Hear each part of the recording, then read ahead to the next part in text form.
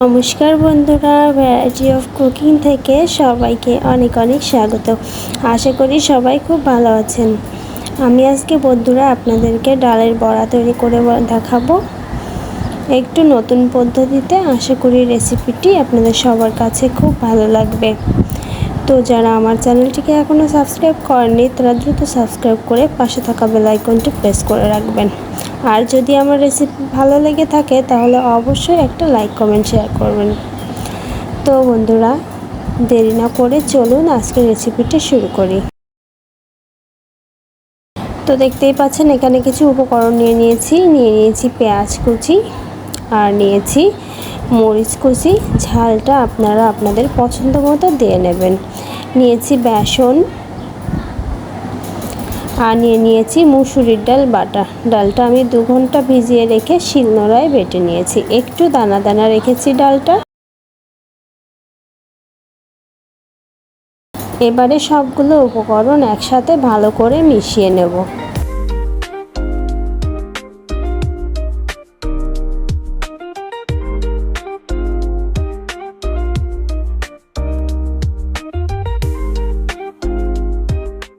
একটু ভালো করে মিশিয়ে নিয়েছি। এবারে দিয়ে দিচ্ছি স্বাদ মতো লবণ, দিয়ে দিচ্ছি হলুদ গুঁড়ো। আবার একটু লবণ হলুদের সাথে ভালো করে মিশিয়ে নেব। আপনারা যারা একটু বেশি ঝাল খেতে পছন্দ করেন তারা এখানে মরিচের গুঁড়াটা ব্যবহার করতে পারবেন। তো ডালটা ভালো করে আমার মেখে নেওয়া হয়ে গিয়েছে। তো এবারে ভেজে নেওয়ার পালা।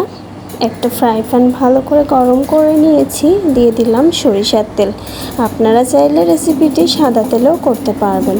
তেলটা খুব ভালো করে গরম করে নিলাম, একটু ঘুরিয়ে দিলাম ফ্রাই প্যানটা।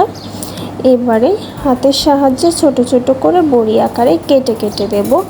একদম মিহি গোল করে নেব না, একটু কেটে কেটে দেব যাতে দেখতে ভালো লাগে এবং মুচমুচেটা ভালো হয়।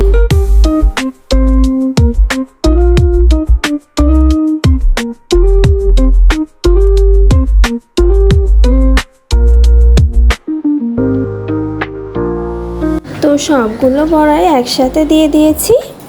এখন সুন্দর করে এপিট ওপিট করে ভেজে নেওয়ার পালা।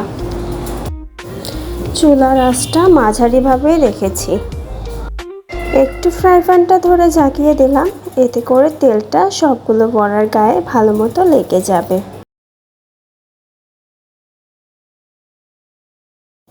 এই বড়াটা বিকালের নাস্তায় চায়ের সঙ্গেও খেতে পারবেন, আবার ডাল ভাতের সঙ্গেও মজা করে খেতে পারবেন। তো আমার 1 পিঠ লাল লাল হয়ে গিয়েছে, আমি উল্টিয়ে দিচ্ছি।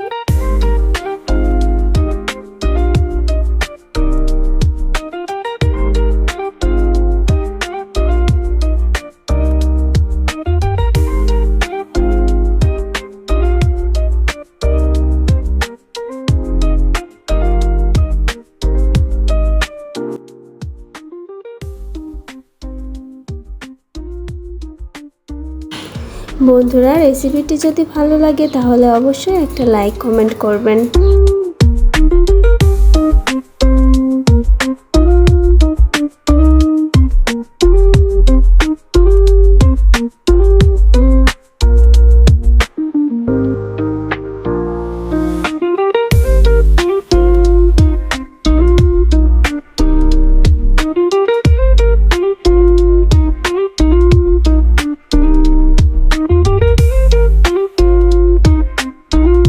সুন্দর করে 3-4 বার উল্টে পাল্টে আমি বড়াগুলো কিন্তু লাল লাল করে ভেজে নিয়েছি। তো আমার বড়াগুলো অলরেডি ভেজে নেওয়া হয়ে গিয়েছে, এবারে উঠিয়ে নেব।